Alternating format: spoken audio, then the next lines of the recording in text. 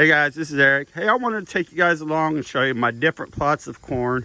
Right here around the pool, we've got corn growing in nothing but fill sand. That's fill sand on top of fill sand. I'm trying to do an experiment and put this corn in the worst conditions possibly to see if I can make ears of corn still. You can see it's short and it's getting ready to tassel. This is my open pollinated corn. I figure if I can grow it in nothing but fill sand, I could probably grow it pretty much anywhere. Then we'll move down on here. I'm always experimenting with corn, guys. My three sisters' garden.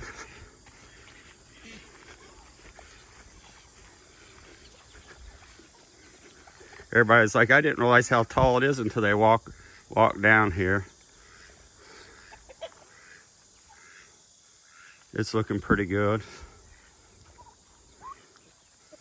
This is a mix of my my corn and some glass jam. I'll show you guys this glass jam. The chickens has got out and did a number on the watermelon plants that we've had growing here. But this is that glass jam. You know, this has had a lot of fertility to it, and it never grew very many ears. Well, very big ears, I should say. It grew plenty of ears, just all little.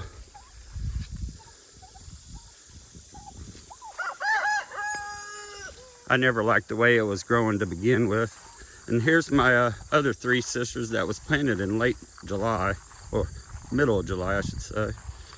It's coming along.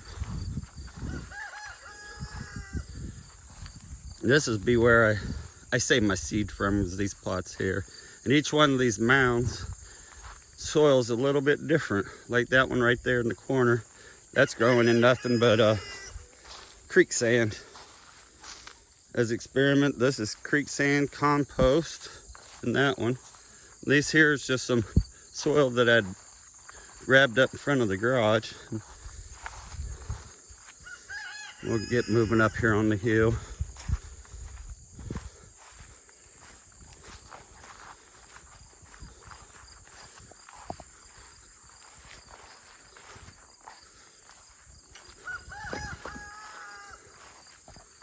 And these are this area where the corn is.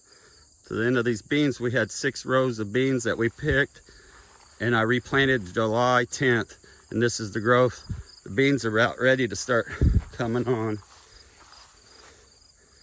And here's my 68-day sweet corn. It's pretty short.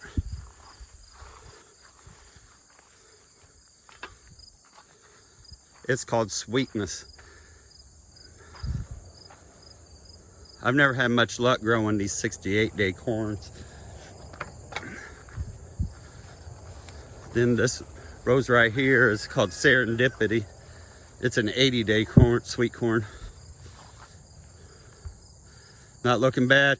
We've only had, I bet you, less than a quarter of an inch since July of rain. Then you can see right here the old sweet corn patch. It's getting swallowed up by the cover crop and weeds. There's a lot of biomass in there.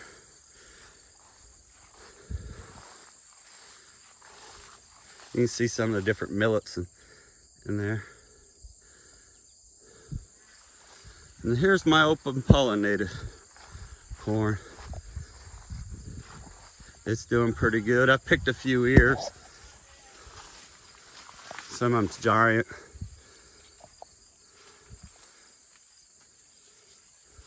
I've been pretty happy. The cover crop's thick in there. You see that ear right there? It's drying down already.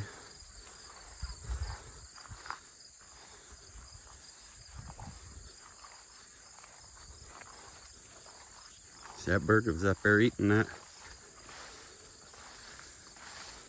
Look how thick this is.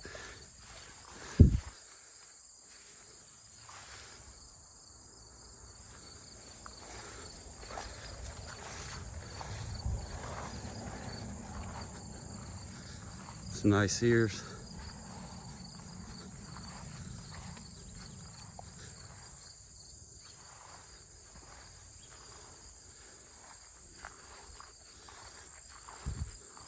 I don't like this, what I see. That came from the genes out of that Guatemalan corn. It did that. And these last rows was a corn that I saved that looked like bicolor sweet corn. And that had a lot of the genetics from the Guatemalan. You can see some of the sunflowers right there in the cover crop.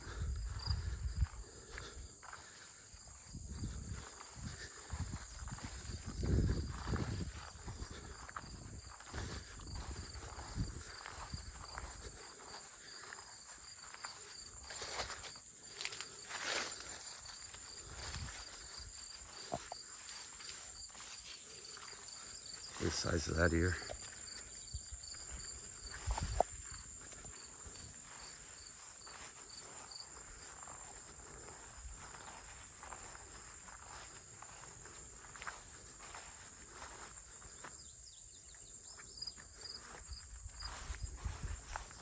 I'm hoping this cover crop puts in a lot of nutrients for next year instead of depleting a lot of the nutrients. We'll find out.